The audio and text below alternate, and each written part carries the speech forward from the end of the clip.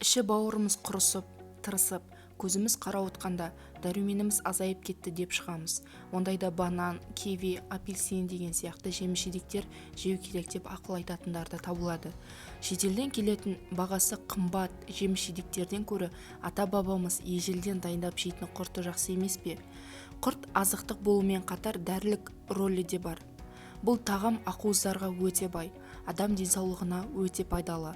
Құрамында көздің көргіштігін жақсартатын А дәрумені, жалпы иммунитетті жақсартатын С дәрумені, сүйектің қатаюына көмектесетін Д дәрумендері, кальций, мыс, мырыш, күміс, темір, кремний, магний, кальций, алюминий микроэлементтері жетерлік. Кальций, фосфор үйлесімді түрде кездескен, ал бұл әсіресе балалар үшін аса маңызды. Құрт кальцийдің көзі. Сүйектің қатаюына, көздің көруіне, тістің түзу және қайратты өсуіне, азулы өсуіне, асқазанның ас қорыту сөлін қалыпты бөліп шығаруда өте пайдасы зор. 90-нан асып 100-ге қарай бет алған қай қариядан ұзақ жасаудың сырын сұрасаңыз, міндетті түрде ағарған ішіп құрт жейтінін айтады. Кәдімгі құрттың ұзақ өмір сүруіне септігі бар жоғын ғалымдарды зерттей келе зерделі ойларын паш еткенді. Құрт расымен де адам өміріне ең қажетті зат, кальцийдің көзі екен. Тағамдық биологиялық қоспалар мен мақтауы күшті түрлі дәрумендерді жолда қалдырады. Арнайы зауытта дайындалған сүзбеде ақуыз мөлшері 16% болса, құрттағы ақуыз мөлшері 53%. 100 грамм сүзбенің қуаты 227 килокалория болатын болса, құрттың килокалориясы 370,1. Кеңес уақытында қазақтың құртын ғарышкерлерге де берген екен. Құртты көп жеген адамдарда ішкі секреция бездері дұрыс жұмыс атқарып, ішкі мүшелердің қызметі жақсарады.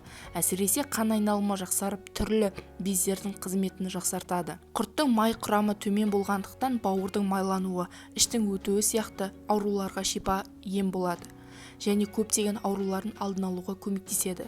Кальций сүйек ұлпаларын қатайтады, коллагеннің қалыптасуына қатысады.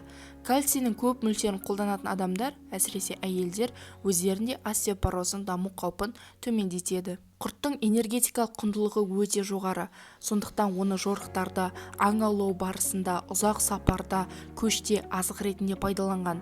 Ол алып жүруге өте ыңғайлы.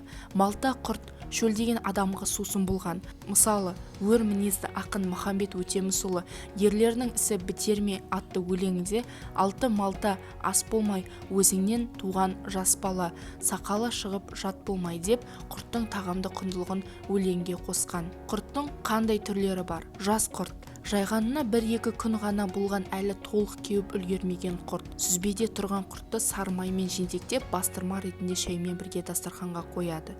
Көбік құрты. Қайнап жатқан құрттың қалқып алынған беті. Майлы, кенеулі ас ретінде жас балаларға, қарттарға қалқып беру салт болған. Ол майлы болады. Ыстық құрт. Қайнап жатқан құртты алып, май қосып, сапырып ішетін кенеулі ас. Өкпе ауруына, суық тиіп ауырған сырқаттарға ем болады. Сықпа құрт. Қайнатқан құрттан айырмашылығы ашыған айранды қапқа құйып сүзіп тоздайды. Кейін әртүрлі формада бөлшектеп сөреде кептіреді. Малта құрты. Езілген құрттың түйіршіктері. Ол жұмсақ болып келеді. Ұзақ сапарларда ауызға салып суын жұтқан кезде әрі сусын, әрі қорек болған. Бүгінге айтарым осы. Сіздермен бірге болған Гаухар. Соңына дейін қарағандарыңызға рахмет. Және де деніміз сау болсын.